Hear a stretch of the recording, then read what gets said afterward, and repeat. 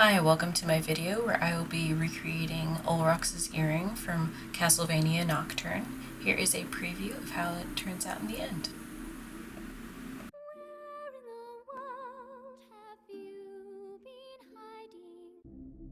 To make this earring, I decided to pull out my scrap bin and find a earring scrap that I knew I had that was similar to Olrox's earring and adjust it for the project.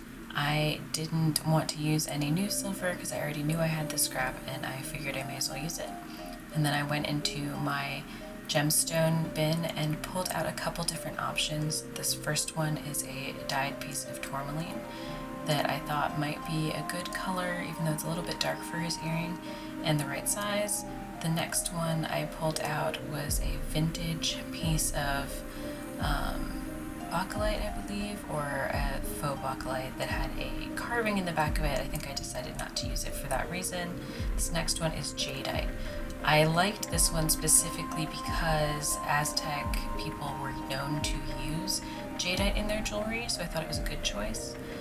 This one is actually an old piece of uranium glass, which I liked because I thought it would glow in the black light like his eyes do, and his earrings are similar, so I considered using it.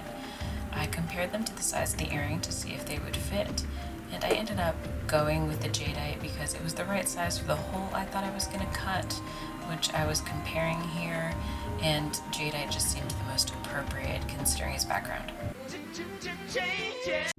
The next thing I needed to do for this project was to adjust the piece of scrap. As you saw from seeing it earlier, it has a setting as well as an earwire on it that is not necessary for Olrox's earring.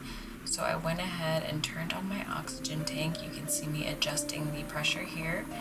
Turned on my gas tank, which you do not need to adjust the pressure on. Went ahead and pulled out my torch. I turned on the pressure, lighting it here, and adjusted it to a small flame. I didn't really need anything too hot to separate it. I went ahead and set it up so that if I heated up the piece, it would just fall out. Having it upside down like that, if I heated the solder, basically the setting would just fall off on its own. If you heat it red hot, which you will see it get bright red right about here, so that piece is just about ready to fall off, and I could tell that your wire was about to go, and I didn't really just want it flying off because sometimes they will just bounce right off the desk and hit your foot, so I went ahead and grabbed it before that could happen. Then I was about ready to mark where I was going to have to do adjustments to the shape.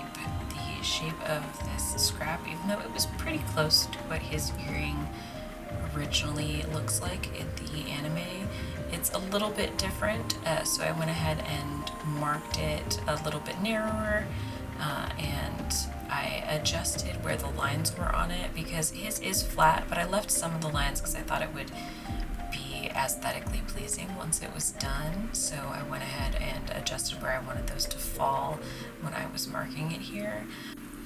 These markings ended up being very, very close to the edges. Originally, I had planned on using a handsaw to saw out these edges, but I went ahead and changed to shears, so you can see me here cutting with the shears and adjusting the shape that way. It was much quicker anyway, but it is a little bit less accurate. And after that, I went and got a small file out so that I could get a little bit of that solder that is on the face of the piece off. I don't want a bunch of solder flowing when I solder on the new setting.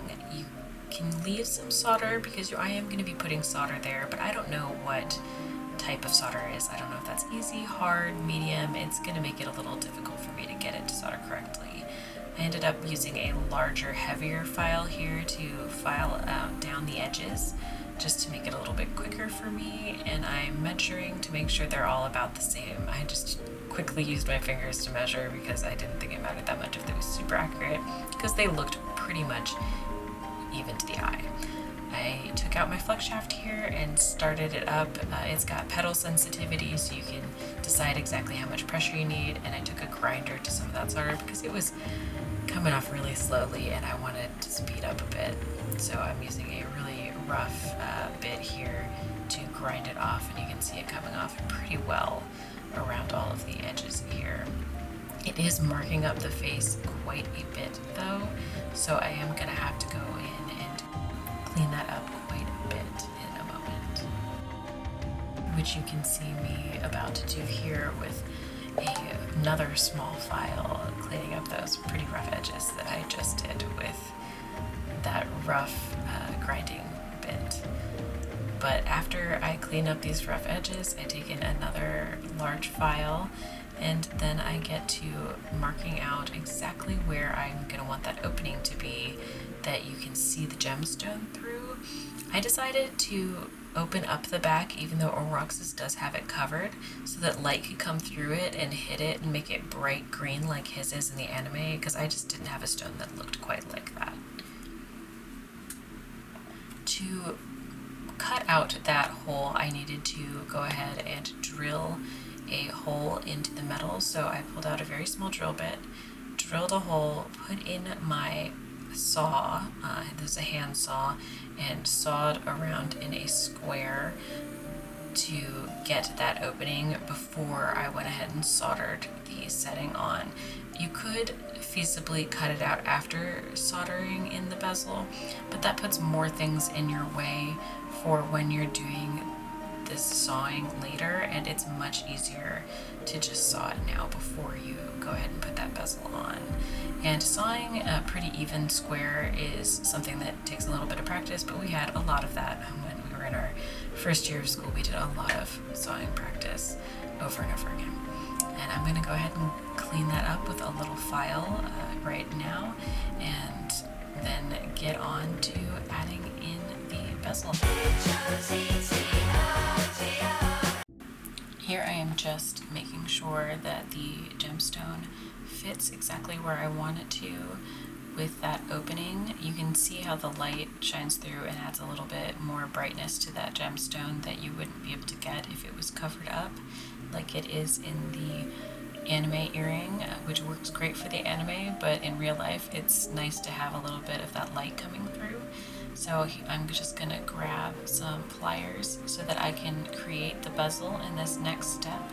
I'm taking some bezel wire that I cut in half to get it shorter. I already had it cut in half in the drawer, so you can see me cut this, marking it and fitting it to the stone so that I can have the right size to solder on to that main piece of the earring. I'm going to have again, a small flame. Very rarely do I use a larger flame to do anything when I'm doing smaller pieces of jewelry. And I'm going to solder first the bezel together, and usually I have to kind of hold it in place with 2 third hands, which are those 2 pliers that were there, to make sure that it doesn't sort of pop apart or fall together when I heat it up, because the metal will flex when you heat it. So I put a little bit of medium solder. I tend to use medium solder if I do not have a lot of solders going on in one piece.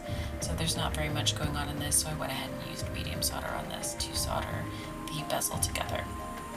Then I placed the bezel on top of the main piece. I'm putting a lot of flux on it, and you can see the little pieces of solder there on the board that I'm also putting flux on, that I'm going to solder the bezel to the piece with. And then I'm going to heat up the piece, try to spread even heat around the piece with the torch before putting on the solder, because it will just flow a lot easier if it's already evenly heated up. I'm going to put the solder all the way around the piece so that I can try to get it in one go. As you're going to see in a minute, I do not get it in one go. I did have to turn the piece around. It is easier for me to see one side from the angle that I'm at, and the one side did flow much better than the other. So you're going to see it flow here in a second. While this is soldering, I thought it might be a good time to discuss a little bit about Aztec jewelry, because I think they took it into account when designing Olrox's character. Aztec culture and a lot of pre-Columbian cultures considered jewelry a lot differently than European cultures, especially in that time period. Most of the time, they understood body modification and earrings specifically as a function of an insignia of authority, ritual paraphernalia, or parts of rites of passage. So young children might have had their ears pierced and they may not have worn earrings until they were older. Maybe would have had rope used in place of earrings and would have transferred to earrings as they got older. So it makes sense that Olrox would have had his ears pierced, and they would have used silver, gold, and green stone. Makes a lot of sense. So it's nice to see a green stone earring on Olrox. Green stones would have included things like jade, jadeite, serpentine, nephrite, and other similar stones. They would have been included in things besides jewelry, such as sculptures, etc. So it is a good choice for him to have green stone in his earrings, as well as being a direct complement to his eyes. So that's one of the reasons that I chose the jadeite stone I had. Mine is very obviously a dyed stone, but it is the jadeite that I had, so I thought it would be a nice choice for his earring. And you can see here that the soldering is about done. I am about to get done with soldering the second half down. You can see that the solder is having a little bit of gapping at that back edge there, and I am probably going to go in with my solder pick in a second. Yeah, here we go. And press that down so that the solder flows in the back where that I am holding it down, and we get a much better seal on that cabochon setting so that it will hold the stone in place, the jadeite that I was just previously talking about. If you are interested in learning a little bit more about Aztec jewelry or culture, I have a couple books that I have learned this information from that I can link as references below that I will put in the description. I am just about finished soldering here, and from this point, since I put so much flux, which is that liquid to get the solder to flow cleanly and keep the metal clean while you're soldering, because it will not flow on dirty metal, solder will not flow on dirty metal.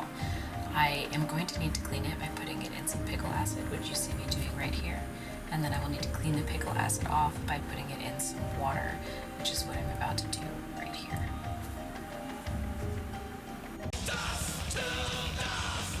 And now it is time to get some final cleaning on the main part of the piece. So I went ahead and drilled the top hole that the ear wire is going to go into, and I'm going to go around cleaning with a sandpaper bit, which is just some sandpaper on a metal steel bit that has a slice in the center that you can shove that sandpaper into, that it will then be wrapped around so that you can more easily sand your piece of jewelry. I love this. It keeps you from having to sandpaper by hand.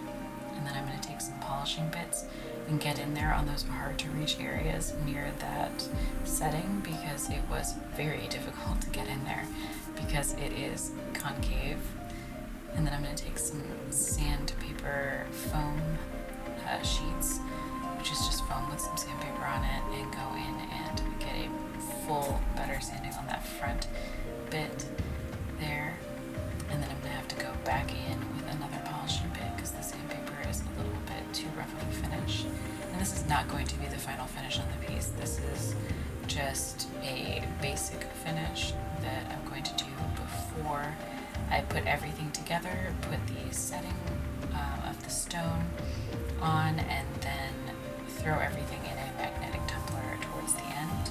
But it still needs to be cleaned up before you do the setting. You want to get a good basic polish on the piece before you set it and put everything together and put the setting on, because you will be able to see some of that basic setting underneath the stone because it is not fully opaque. All of my plans come from my heart. this is the section where you get to see me make a little bit of a mistake. That mistake is this wire right here. I am going to go ahead and form this wire into about the size I want for the little earring loops that are at the top of Olrox's earring. And I did make two because I was intending on doing that top earring, but I didn't actually end up finishing that. And what I'm doing right now is sawing the opening in that earring so that I have somewhere to put the little lever for the ear wire that goes through the ear here. But the mistake that I made was I had my scrap silver bin and I pulled this wire out of it, and it is actually silver plated. And what you see me doing there is I am sawing a little groove where I can fit in an ear wire and put a rivet through it so that I can make a ear wire that moves up and down and goes into a catch at the back so that it can go through your earring, which if you don't understand what I'm saying, you will get it in a moment. Right now I'm adding a curve to the wire that goes through the piercing hole right now so that it will be more aesthetically pleasing in the end. So I'm creating that little ear wire at the moment. But the wire, the main large wire, the thick one, for creating loop being plated is a little bit of a problem because when I go to clean it, I start taking the plating off. So you will see that in the final piece, that the copper comes through. So here I am making the other wire to match it because I did make two of these for his top little cone. I'm pulling out my planishing hammer here because I am going to flatten the end of the wire that's going to go in between that little groove that I sawed in the larger ear loop so that it can be riveted in place. I just rounded out the end of the ear wire with a burr so that it wouldn't be sharp going through someone's ear. I am marking a hole to drill into the loop of the earring and making it so that it has a little bit of a taper so that I can rivet it in place. In order to rivet properly, you really need the hole that the wire is going through for the rivet to be open wider at each end so that when you rivet it down, the wire for the rivet will open on either end and keep it wedged in place, which you'll see me do with the hammer later. Right here I am soldering on the little catch that will hold the wire that goes through your ear in place. Once you put it through your ear, it'll just lock into this little catch at the back. And I already had some of these made, or I would have filmed the process for you. So I just soldered that on really quickly. You can see it there.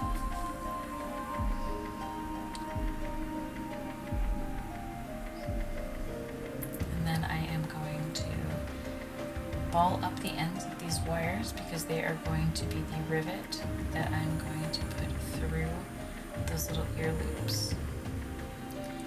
And to ball it up just makes it a little easier to rivet than to have to do a rivet on either end. So I'm just threading that through the larger loop as well as the wire. And I'm hammering the other end. So you can see the ball underneath there and then hammering rivet in place.